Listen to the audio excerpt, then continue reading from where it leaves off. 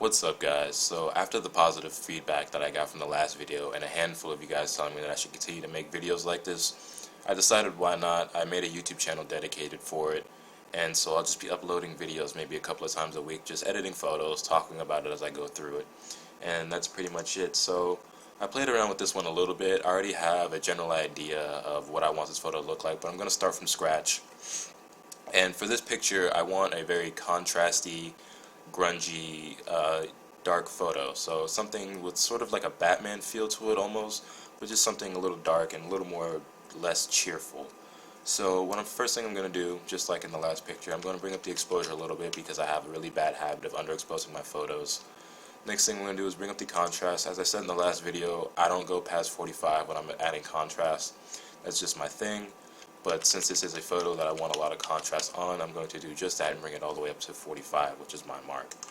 Next thing I'm going to do is I'm going to adjust the highlights. I want the highlights in the sky to pop a little bit. I want those to be relatively bright, so I'm going to bring that up until it looks good. About 30 looks fine to me. From my understanding, highlights and whites go hand in hand, shadows and blacks go hand in hand, but from what I've seen, it seems that shadows and highlights affect a more refined and minute area and are less drastic than whites and blacks. So I may come back and play with these a little bit more later on, but for now, this is just fine, just the adjustment of the highlights. Next thing I want to do is I want to add some clarity to the photo. I don't usually add a ton of clarity, but since it helps add like a grungy type feel and effect to pictures, I'm going to add a decent bit to this picture. So I'm going to bring that up until it looks good to me.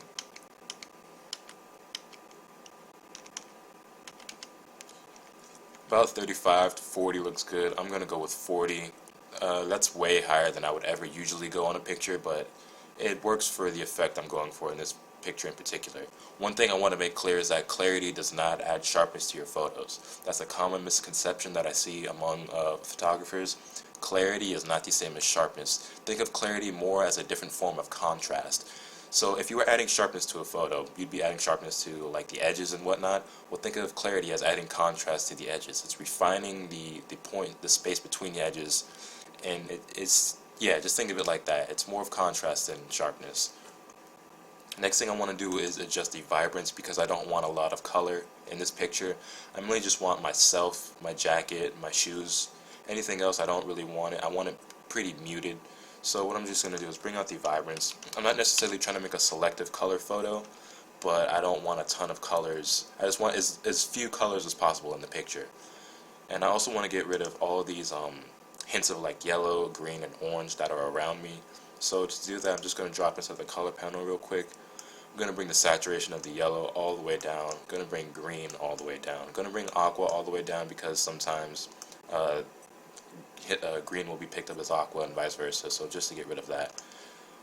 Next thing I'm going to do is I'm going to jump into my tone curve. Actually, first, before I jump into the tone curve, I see that there are still, hints of orange and a little bit of red back here that have not gotten desaturated because they weren't under the spectrum of the yellow, the red, the green, and the aqua.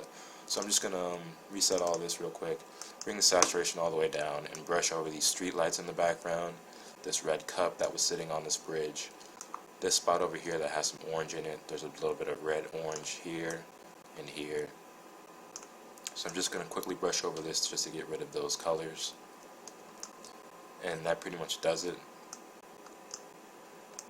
So the next thing I'm going to do is I'm going to jump into the tone curve. Tone curve is probably my favorite tool in the develop module of Lightroom. It's probably my favorite panel because that's what really sets off the effect and the look of the photos that I like to go for. So last time you guys saw these presets, I had a lot of people ask me about these presets even though I didn't use them. These are just some VSCO or VSCO, however you pronounce it, presets that they give up for free. It's like a pack 00 or something like that. If you just go on their website, you can find it for free. It's a free download. It'll tell you how to install it. But instead of using any of those, just like in the last video, I'm going to select medium contrast. I'm going to delete the second control point from the left. And then I'm going to bring the bottom control point up almost parallel with the one to the right, and then I'm going to bring it all the way over to the left. What that's going to do is add this very dramatic faded effect to the picture, and as you can see, it kind of drowns out the shadows in the photo. That's not usually something I would usually do. I would almost never bring the control point all the way to the left and make it parallel with this point, and you can see how it kind of creates this plateau here. I would almost never do that. I would usually just bring it up so it's near this point. But for the drama that I want in this picture, it actually works pretty well. Yeah, that looks pretty good to me. I might go back and bring it back down later on, but we'll see. Well, actually, I can bring it down just a little bit. I can bring the point that we can still see. I can bring that down just a little bit. That'll work pretty good for me. Next thing I want to do, I didn't go into the detail panel last time, but something I want to point out is Lightroom will automatically add sharpness to your photos.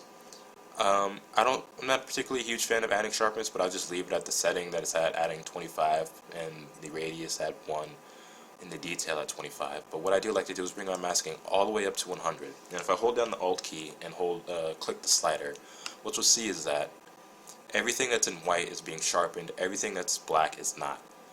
If you have it at 0, that just means the whole picture is being sharpened. That's not what you want. At least that's not what I want. I never want to add sharpness to the entire photo. I want as few pieces of the picture to be sharpened as possible. So I want only the most refined and smallest and absolute necessary details to be sharpened.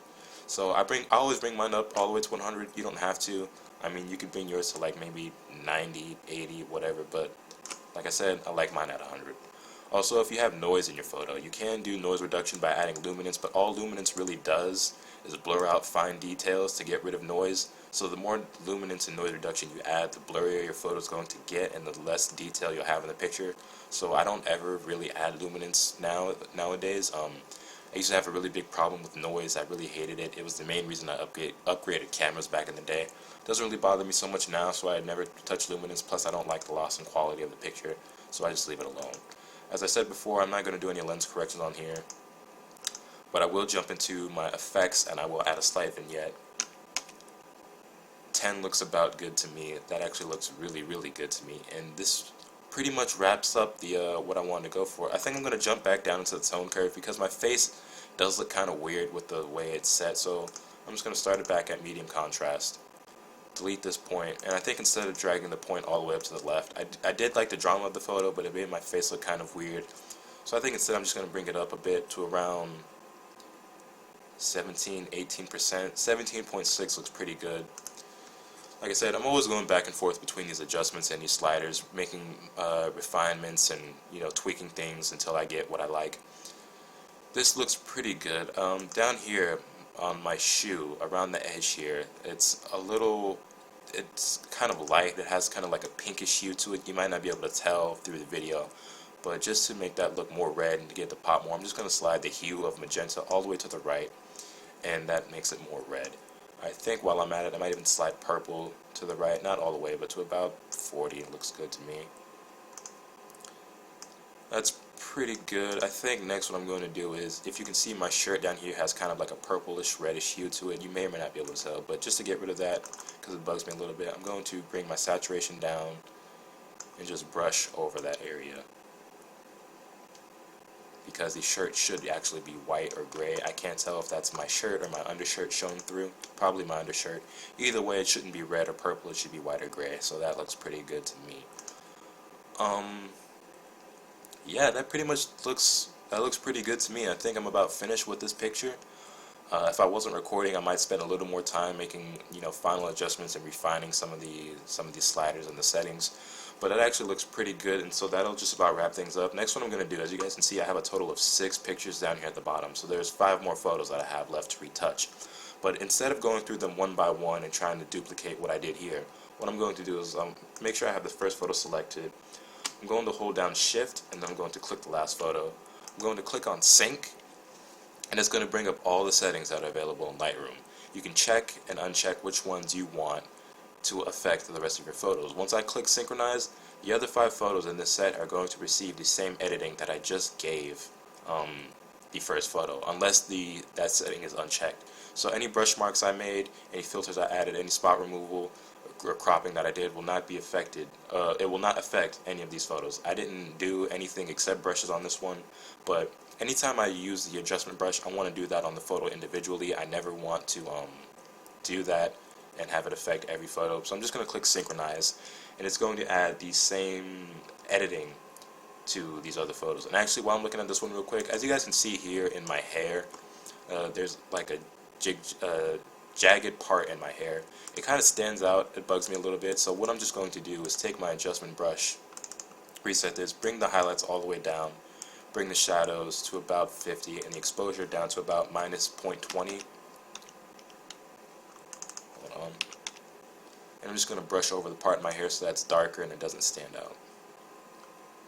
And that does it, and that's pretty good.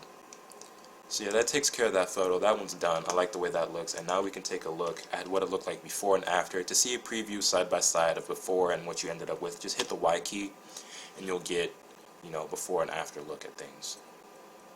And that, yeah, I really like the way that turned out. Now I'm just going to scroll over to the next picture. We can see the before and after of that one as well. That one turned out pretty good. I really like that picture as well. This one came out pretty nice as well. Although looking at it, I don't like it as much as I like the others. I actually started out with 30 pictures before I started this video. I narrowed it down to 6. Looking at this one, it's okay, but I'm not a huge fan of it, so I'm just going to delete it. I'm just going to hit the delete key, delete it from the disk. I don't need it anymore. I'm not going to use it, so there's no point in having it on the hard drive or in the Lightroom software. This one's not bad either. And as you guys can see, like if I wanted to go back and get rid of this color, I'd have to jump into my adjustment brush and hit these hints of orange and other colors that are in the background. But this one turned out pretty good as well. Okay, this one looks really, really sick to me. I really like the way this one turned out. This one might be the one that I use on Facebook and Instagram and whatnot. Yeah, that one came out really, really good. And then last but not least, similar to the last one, but I'm at a slightly different angle. Really like the way this one turned out as well. And yeah, that's pretty much all I have for today. So definitely let me know what you guys think in the comment section below. If you have any comments, questions, suggestions, let me know. If you like what you see, subscribe to the YouTube channel. I'll try and make more videos like this. Like I said, maybe a couple of different videos a week. Maybe I'll do different styles. Maybe I'll jump into Photoshop and show you guys how to do some of my manipulations and stuff. Maybe like, I don't know, something with fire or flying or who knows. We'll see when the time comes. But that's pretty much all I have for now. So I'll catch you guys later.